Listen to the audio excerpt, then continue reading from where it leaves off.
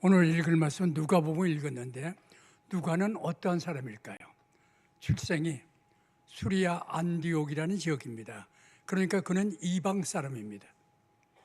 직업은 의사예요. 그가 쓴 책은 누가복음과 사도행전 두 권을 기록한 사람입니다. 성경 저자 중에 이방 사람은 딱 한 사람 누가입니다. 이방 사람인데 성경을 기록한 사람이 누가다. 그런데 그는 바울의 전도여행 2차 전도여행 때 드로아라는 지역에서, 드로아라고 하는 지역에서 그는 합세해가지고 바울 평생 함께 동역한 귀한 사역자입니다. 누가복음에 보면 어떤 내용일까요? 누가복음에는요, 예수 그리스도야말로 이스라엘 사람의 구세주가 아니고 바로 만민의 구세주, 이스라엘뿐 아니라 이방까지 포함된 만민의 구세주다, 우리의 구세주다라고 하는 것이 누가복음가 강조하고 있는 책입니다. 그리고 특별히 소외계층, 환자나 또 어려운 고통 속에 있는 사람이나 이 소외계층에 관심을 기울인 책이 누가복음인 것입니다. 오늘 본문도 마찬가지입니다.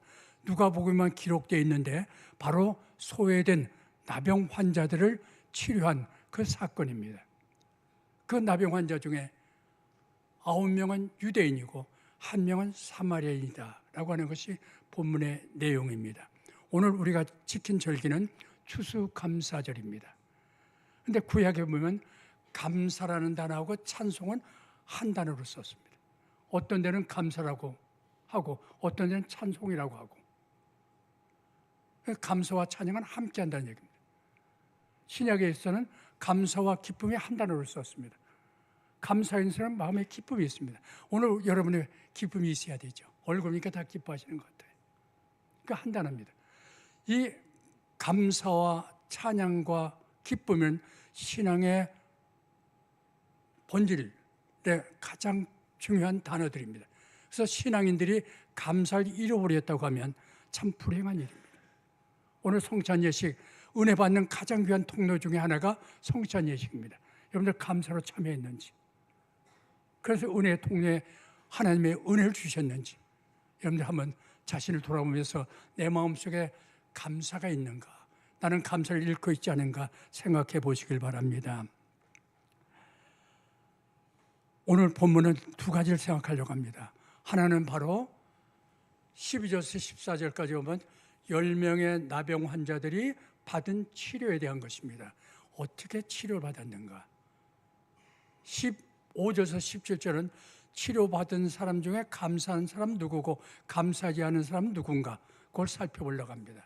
그럼 먼저 치료받은 그 치료의 과정을 살펴보려고 합니다. 12절에서 14절. 그럼 먼저 질문 던져보죠. 나병 환자들은 예수님을 어디서 만났는가 하는 질문입니다. 어디서 만났을까요?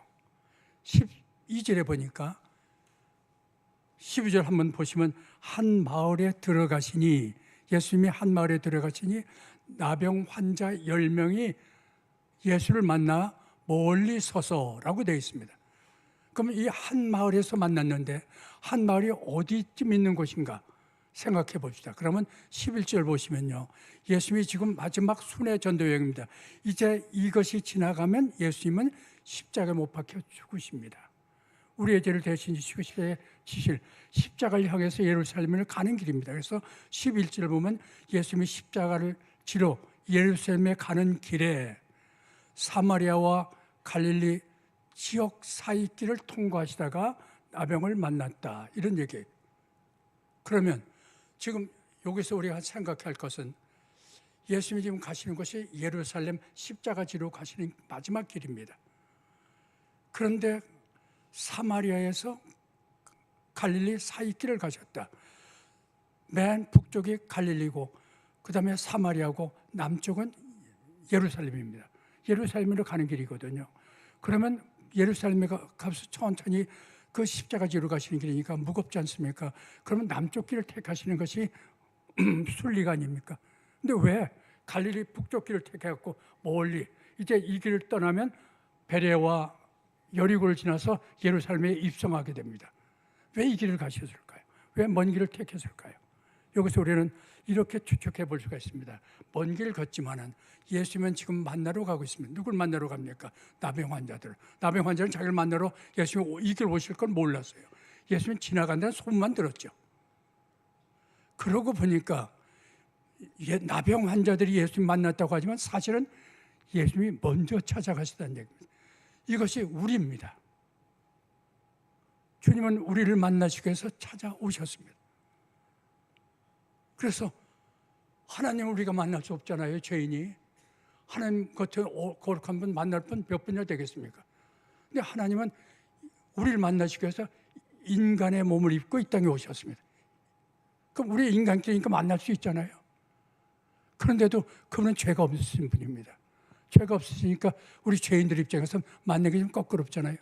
근데 그분은 우리의 죄를 다 뒤집어 썼어요.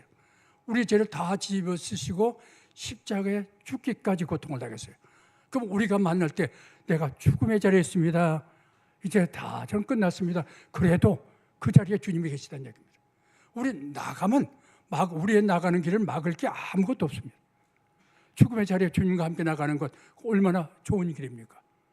주님과 함께 하늘나라에 들어가면 그보다 더 영광이 어디 있어요? 우리가 주님 만나는 건 망칠 게 없습니다. 우리는 가면 이미 주님이 와 계신다는 걸 기억하시고요. 만나는 것이 어떤 마을 이름을 좀 알려줬으면 좋은데 한마을, 한이라는 건 어떤 말이겠죠? 어떤 마을, 이름을 안 밝혔어요. 왜 그럴까요? 여기는 마을이 중요한 게 아닙니다. 누가 이 마을에서 예수님을 만나고 구원받았는가, 누가 주님을 감사하는가, 그게 중요한 일입니다. 그래서 바로 사마리아 사람이 예수님을 만나서 구원받았다고 19절 얘기하고 있습니다. 그 구원이 이 신약 시대 되니까 구약에는 이스라엘 백성 아브라함 자손만 구원받는 줄 알았는데 신약 시대에 보니까 예수님이 이방인에게 구원을 주시거든요. 그것이 예수님이 복음의 권위를 갖고 복음을 전하는 신약 시대를 여시는 장면 중에 하나인 것입니다. 이 예수님은 이렇게 이방인에게 복음을 전하기 위해서 이걸 우리에게 알려주기 위해, 이게 중요한 것을 알려주기 위해서 그렇게 합니다. 로마서 11장 11절을 보면 이런 말씀이 있습니다. 로마서 11장 11절, 암송하기도 쉬우네요. 저들은 유대인입니다. 유대인들이 넘어짐으로 구원을 이방인에게 주셨다. 그랬더니 구원은 자기들 건 줄 이스라엘 백성들은 아브라함 유대인들 것인 줄 알았는데, 선민의 것인 줄 알았는데 이방에 구원받는 걸 보고 시기심을 느끼게 했다. 시기하게 하셨다. 로마서 11장 11절 말씀입니다. 여기 나병이라고 했는데 나병은 우리 잘 알고 있는 말은 문둥병이라는 얘기죠. 나병은 버림받은, 가장 사람이 그 당시에 의사가 치료할 수 없는 난치병이 나병입니다.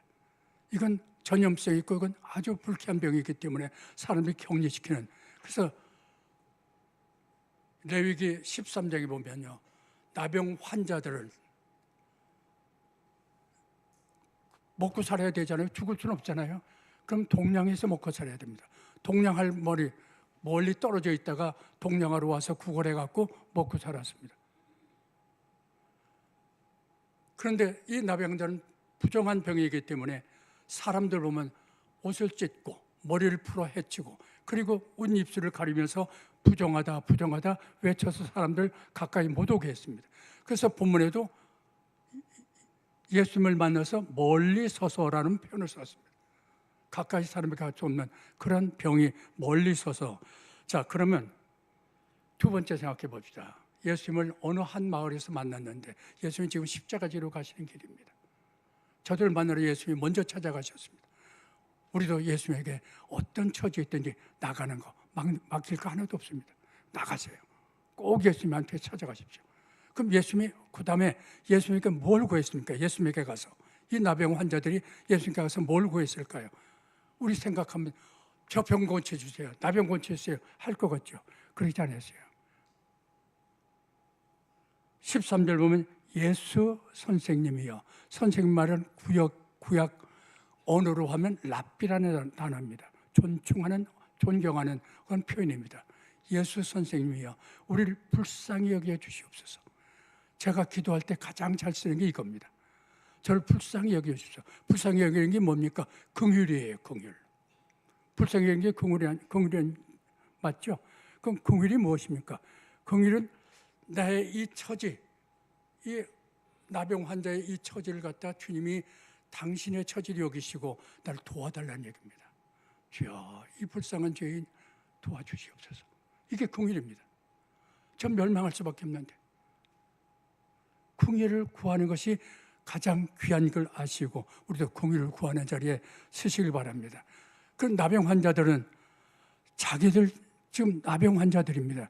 예수님의 긍휼만 받는다고 하면 내 나병이 나을 수 있다고 믿었기 때문에 긍휼을 구한 것입니다. 불쌍히 여겨 주시옵소서. 이 나병 환자 내 병을 치료해 주시옵소서. 그럼 우리는 어떻게 하면 우리도 긍휼을 입을 수 있을까요? 예수님께 나가서 긍휼을 구할 수 있을까요? 긍휼을 구하는 사람은요, 이 나 환자들 보니까 예수님 만난 적이 없거든요, 전에. 그런데 예수님의 소문을 들었어요. 5장에 보면 나병 환자를 안수해서 고쳤다는 게 있거든요. 그게 갈릴리 지역이에요. 그 지역들이에요. 그래서 나병 환자도 불치병인데 이것도 예수님은 고쳐주신다는 걸 들었어요. 그 예수님에 대한 말씀을 듣고 예수님 말씀을 붙들었어요. 그리고 예수님께 나온 겁니다. 우리도 말씀 붙드세요. 말씀 붙드시고 그리고 가장 중요한 것은 회개에 민감하시길 바랍니다. 예수님께 나올 때 가장 중요한 건 회개에 민감하시길 바랍니다. 잠언서 28장 13절 보면요, 죄를 자복하고 버리는 자는, 죄를 자복하고 버리는 것이 회개 아니에요. 회개하는 자는 불쌍히 여김을 받으리라. 긍휼을 입을 수 있는 것이 죄를 자복하고 회개하는 겁니다. 저 지금 이제는 뭐 죄 자복이 뭐고 다 지금 너무 처지가 너무 암담하고 이제 죽음의 문턱에 서 있습니다. 그래도요, 주님 앞에 나가십시오. 어떤 환경, 어떤 죄인들 주님 앞에 가서 긍휼을 구하시길 바랍니다. 그러면요, 느헤미야 9장 28절에 이런 말씀이 있습니다.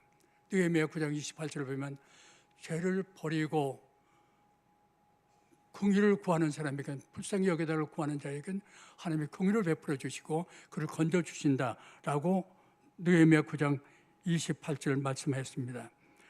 죄에서 돌이켜 부르짖는 자에게는 긍휼을 내려주시겠다고요. 우리도 살다 보면요, 죄 짓고 살아요. 죄 안 진 척 하고 살죠. 뭐 저도 죄 안 진 것처럼 이렇게 목사님 하고 살지만 사실 우리가 살다 보면 넘어질 때 있고 죄 짓고 살 때 있어요. 그리고 어떤 때는 너무나 힘들어서 누구도 만나기 싫을 때가 있어요. 소외된 자리에 쓸 때가 있습니다. 그럴 때도 그 모습 그대로 내 현재 처지 그대로 주님 앞에 나가시기 바랍니다. 그럼 주님 앞에 부르짖으세요. 도와주세요. 불쌍히 여겨 주시옵소서. 그걸 하면 주님 참으로 기뻐하십니다. 히브리서 4장 15절에서 16절 한번 보죠. 우리의 대제사장 되신 예수님은 우리의 연약함을 동정하지 못하실 리가 아니요 모든 일에 우리와 똑같은 시험을 받으셨으나 죄는 없으신 분이시라. 그러므로 우리는 긍휼하심을 받고 때를 따라 돕는 은혜를 얻기 위하여 은혜의 보좌 앞에 담대히 나아가리라. 그 여기서 우리가 보여주는 게 뭡니까? 긍휼을 구하자고 그랬죠. 긍휼을 구하는 사람에게 뭐가 임합니까? 그 다음에 은혜예요. 우리가 제일 좋은 단어가 은혜 아닙니까? 은혜를 구하는 사람이 있으면, 은혜를 좋아하는 분이 있으면 먼저 긍휼을 구하십시오. 주님 옆에 나가서. 그럴 때 은혜가 오는 겁니다. 은혜 받고 긍휼을 여기는 게 아니에요. 그래서 우리가 주님 앞에 나가시고, 이사야 1장에 보면 네 죄가 아무리 주홍같이 붉을지라도 눈처럼 희게 해주시겠다고 했습니다. 우리가 이제 여기서 하나 주님 나가서 누구든지 만나주겠습니다. 주님한테 만나십시오. 그리고 주님 앞에 부르짖고 불쌍히 여겨 주시옵소서. 긍휼을 구하십시오. 그러면 하나님이 은혜를 내려주십니다. 그 은혜를 내려주시는 것은 바로 14절이죠. 나와 환자들이 어떻게, 나와 환자들에게 이제 불쌍히 여겨달라고 호소하니까 어떻게 하라고 했는지, 나와 환자들에게 주님이 뭐라고 응답하셨는지 14절 한번 보세요. 보시고 이르시되 제사장들에게 가서 너의 몸을 보이라 하셨더니 그들이 가다가 깨끗함을 받은지라. 깨끗함을 받은 게 은혜잖아요. 나았으니까. 그 은혜라고 하는 것, 바로 제사장에 가서 너의 몸을 보이라. 그러면 깨끗함을 받는다는 얘기입니다. 5장에 보면 예수님이 손을 대셔서 안수해갖고 나병 환자를 고쳤습니다. 우리가 예수 옆에 나가서 부르짖을 때 저 안수해 주세요. 저 기적을, 이적을 베풀어 주세요. 하는 건 그 예수님이 정할 일입니다. 안수하든 병원의 의사를 통해서 치료하든 그건 예수님의 방법은 예수님이 하실 겁니다. 그 예수님은 한 가지 방법을 쓰지 않았어요. 그거 방법 붙들지 말라고. 뭘 붙들어야 됩니까? 예수 한 분, 당신이면 저는 해결됩니다. 주님이 저를 도와주신다면, 저를 불쌍히 여기면 제 문제 해결됩니다. 하고 주님의 신적 권위를 붙드세요. 주님 한 분이면 됩니다. 당신이 도와주면 됩니다. 죽음의 자리에서도 그렇게 부르짖으세요. 어떤 어려운 처지에서도 주님 불쌍히 여겨 주시옵소서. 당신의 신적 권위 붙들고 기도드립니다. 그 주님의 옆에 나가 하시길 바랍니다. 근데 예수님은 이들의 불쌍히 여겨달라고 할 때 뭐라고 했습니까? 야, 너희들 제사장에 가라. 그리고 제사장에게 너희 나병 환자 그 병이 나은 걸 보여줘라 하고 얘기했습니다. 그러니까 저들은 그 말을 믿었어요. 근데 지금 현재 몸이 치료가 안 됐거든요. 제사장에 가는 건 치료받은 사람이 가서 내가 나병이 치료됐습니다 하고 검증받는 겁니다. 검증받고 이제 제단 쌓고 예배 드리고 그리고 가정으로 돌아가고 마을로 돌아가서 이제 사람들과 다 났으니까 제사장이 검증해 줬으니까 교제할 수 있습니다. 그런데 요게 우리 여기서 하나 볼 수 있는 것은 나병이 사람이 치료할 수 없는 그 병인데 치료받았다는 건 이게 은혜입니다. 은혜라는 게 뭡니까? 치료할 수 없는 것을 고쳐주시고 구원해 주신 게 은혜잖아요.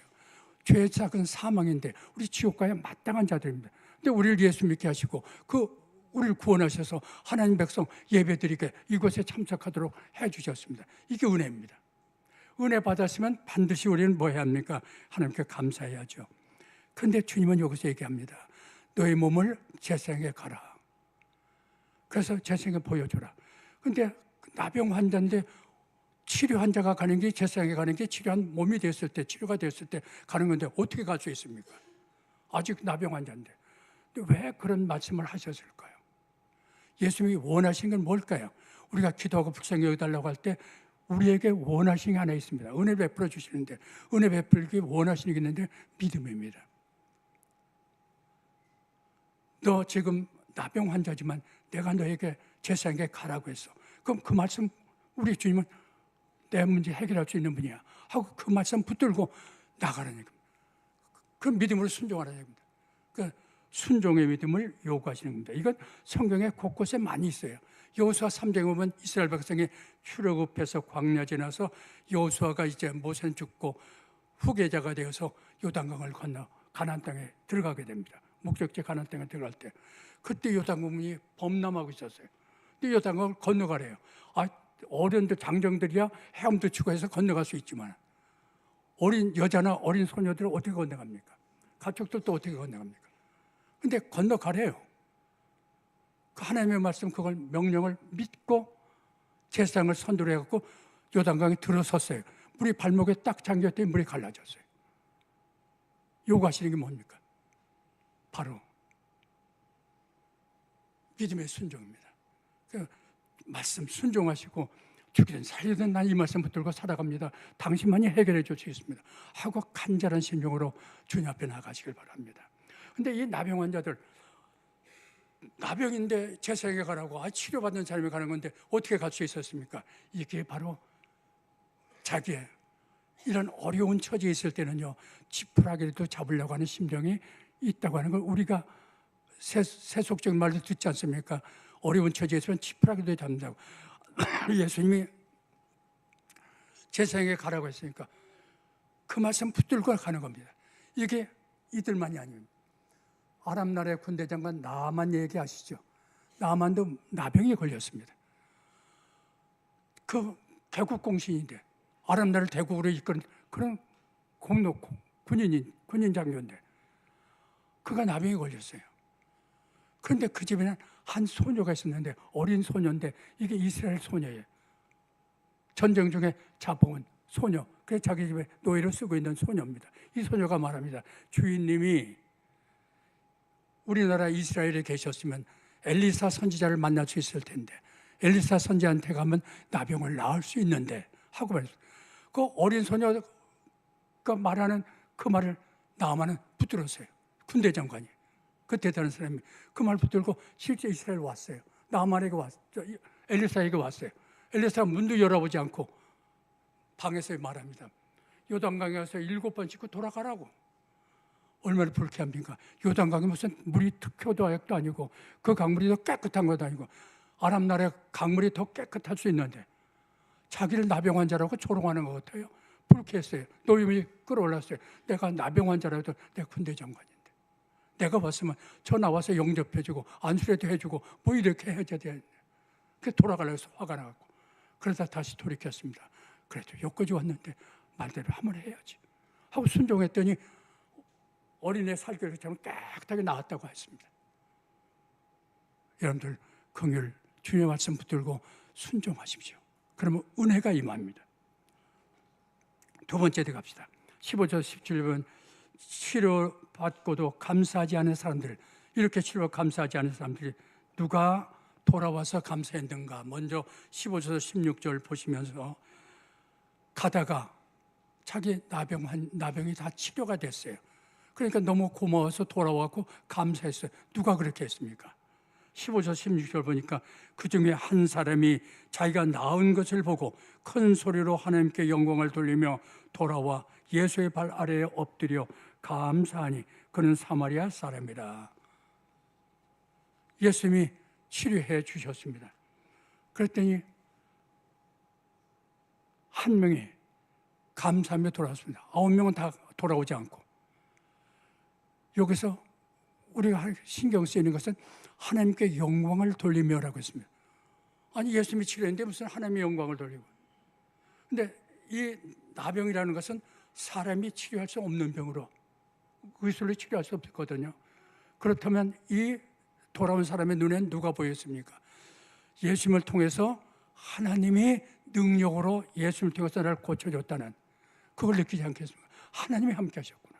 예수에게는 하나님이 함께 한다는 거. 그래서 그분의 능력으로 내가 고침을 받았다고. 그러니까 하나님께 영광을 돌리고 돌아와서 우리가 예수 안에 인성과 신성이 있다는 걸 본 것입니다.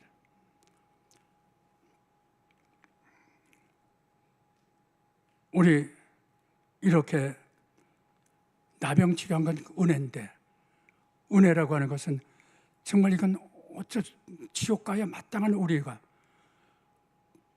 죄사함을 받고 천국 백성 됐다는 건 이건 우리가 힘으로 할 수 없는 이건 하나님의 은혜만이 이루어질 수 있는 일입니다. 은혜 받았을 때 문제가 생깁니다. 이제 문제가 이들 10명에게 있습니다. 문제가 뭘까요? 은혜 받았어요. 은혜 받았으면 어떻게 해야 됩니까? 여러분들 은혜 받으면 어떻게 해요?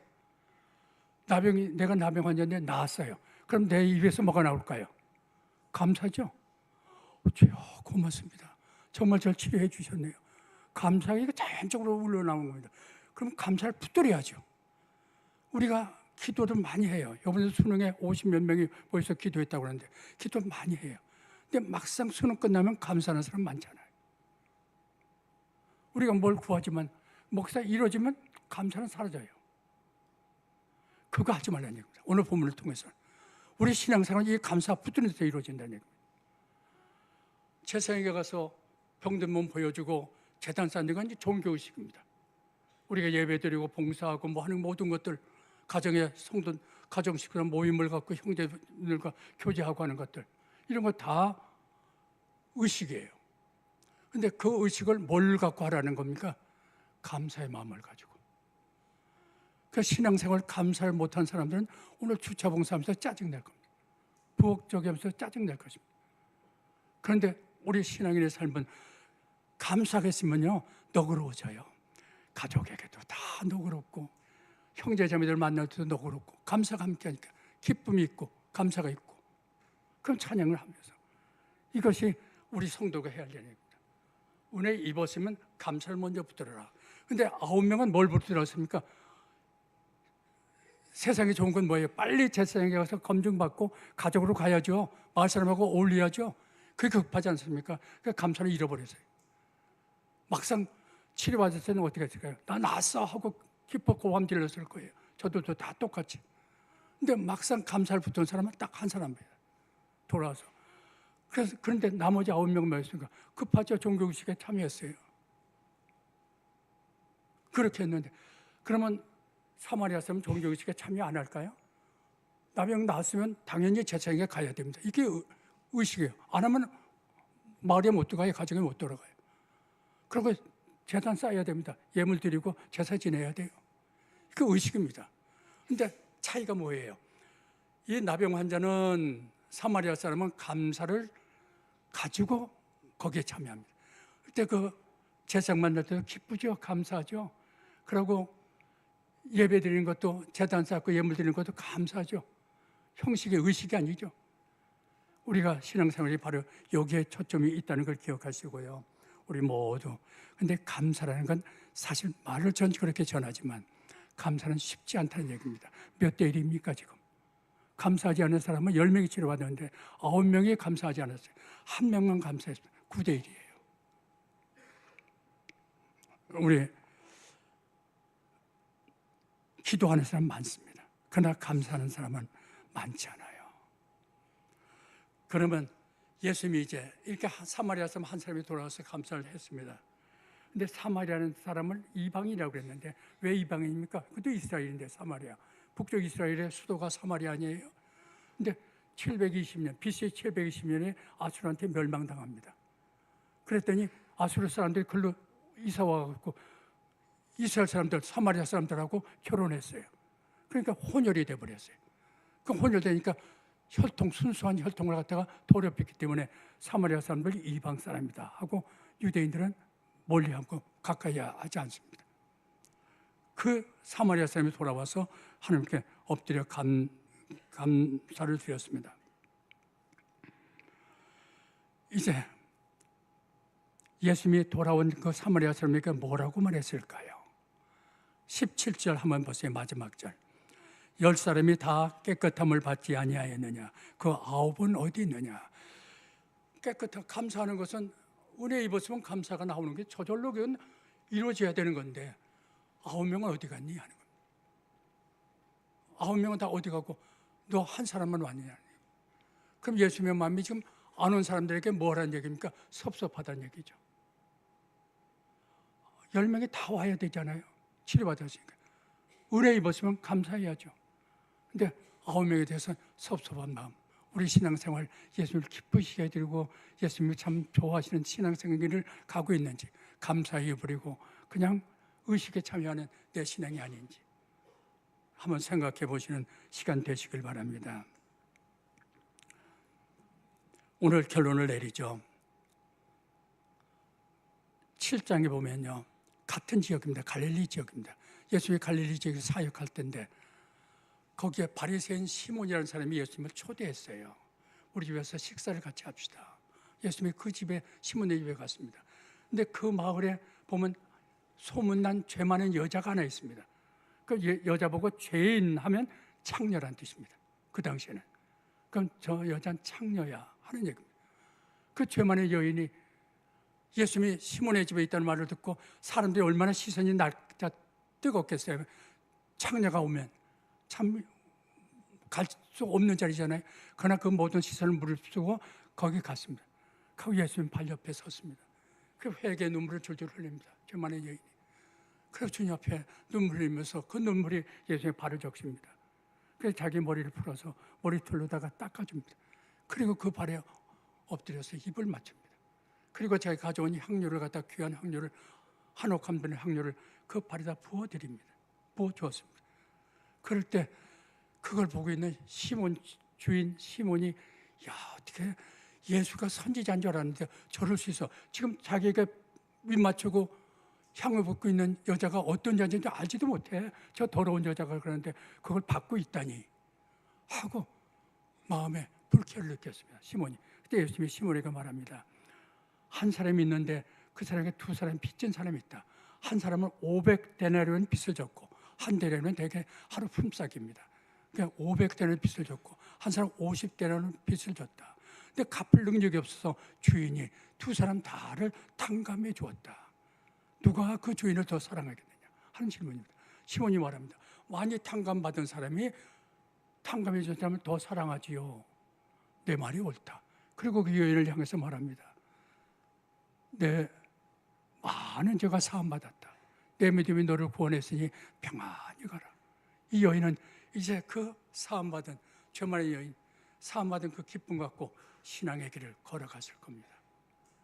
여기서 우리는 시선을 하나 볼 수 있습니다. 시몬이라고 하는 바리새인의 시선은 뭡니까? 이 여자는 죄인이야 창녀야 하는 과거의 생활하는 것을 바라봤습니다. 그걸 듣고 예수님을 비판했습니다. 그런데 예수님은 뭘 봤습니까? 현재 과거에 어떤 죄를 지었던 간에 현재 돌아서 눈물을 흘리며 감사하고 있는 그 여인의 현재의 모습을 보시고 죄사함 지었습니다. 오늘의 신앙은 과거의 신앙을 보시는 주님이 아니십니다. 현재 내 모습이 어떠냐가 중요한 일입니다. 오늘 우리가 다 감사를 회복하시고 주님을 감사한 마음으로 섬기며 신앙의 길을 가시고 모든 형제자매와 교제하는 것도 감사 속에서 이루어지기를 진심으로 소원합니다. 같이 기도드리겠습니다. 아버지 하나님, 오늘 저희들에게 감사주의를 지키게 하시고 감사를 회복할 수 있도록 말씀해 주신 것 감사를 드립니다. 저희들 주님 앞에 나가는 길은 막힌 게 없습니다. 누구나 다 주님 앞에 갈 수 있도록 주님이 찾아와 주시고 길을 열어 주셨습니다. 주님 앞에 나가서 이 나병 환자들처럼 불쌍히 여기서 공의를 구하게 해주시고 은혜를 입게 하시고 그리고 주님 앞에 그 은혜에 감사하며 감사를 붙들고 주님을 섬기며 신앙의 길을 갈 수 있도록 도와주시옵소서. 예수 그리스도 이름 받들어 기도드리옵나이다. 아멘.